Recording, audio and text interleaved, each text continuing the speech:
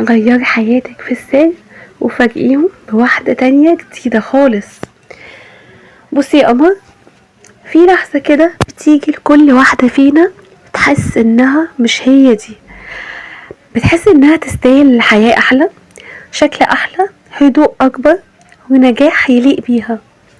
اللحظة دي لو جاتلك اسمعي مني، ما تجريش تحكي لحد ابدا. احنا كبنات لما بنتحمس بنحكي كتير، بنفرح فبنحكي كتير طبيعي، بنروح بقى نقول لصاحبتنا، لمامتنا، للجروب، وكل ما هنحكي كل ما الحماس هيقل والكلام السلبي هيعلى ويكتر. يعني هتقدري؟ صعب. خليكي زي ما انتي. عشان كده انا جايه اقولك النهارده في لون حياتك، لوني حياتك في السر.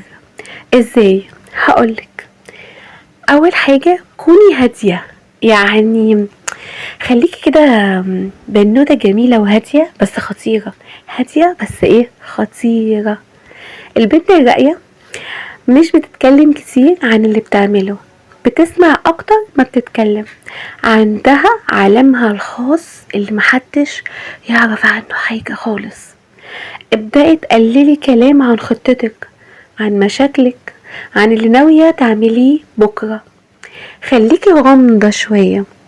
الغموض ده هو اللي بيعملك هيبة وجاذبية.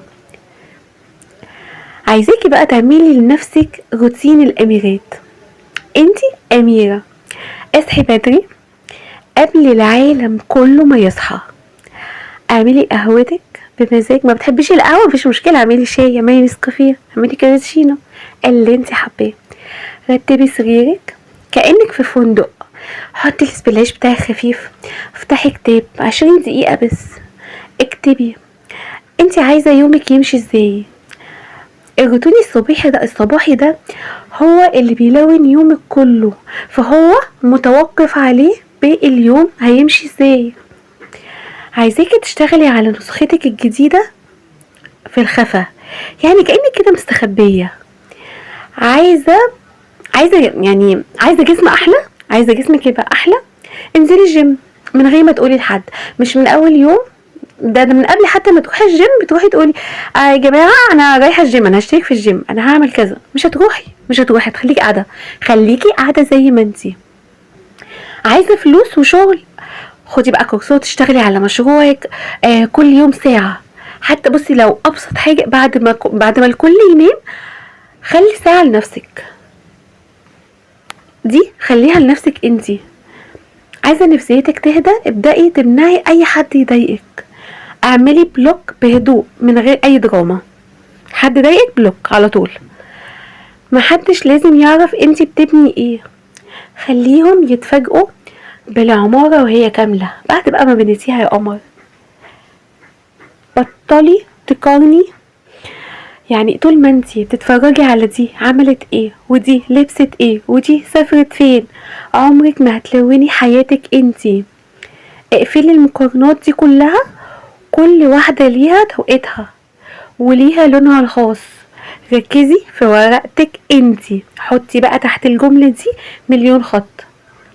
عايزاكي تدلعي نفسك يا قمر وانتي في رحلتك كده. التغيير مش عقاب اصلي. هاتي لنفسك ورد، والله ما عيب. اشتري المك اللي بتحبيه، اعملي سكين كير قبل ما تنامي، اهتمي بنفسك، البسي حلو حتى وانتي في البيت، وانتي قاعدة لوحدك لنفسك. لما تدلعي نفسك هتحبي الرحلة ومش هتزهقي منها ابدا ولا هتملي في النص. وفي الاخر يا حبيبتي، النجاح اللي بيتعامل في النور بيتنظر، يعني بيتبص عليه، وطول ما مبصوص له مش هيوصل ومش هينجح. لكن النجاح اللي بيتعمل في الضلمة بيبهر. اشتغلي على نفسك وانتي ساكتة، ولما اطلعي واحدة جديدة خالص، واحدة كل الناس تقول عليها هي اتغيرت ازاي كده، بقيت احلى وانجح ازاي الكل هيسأل.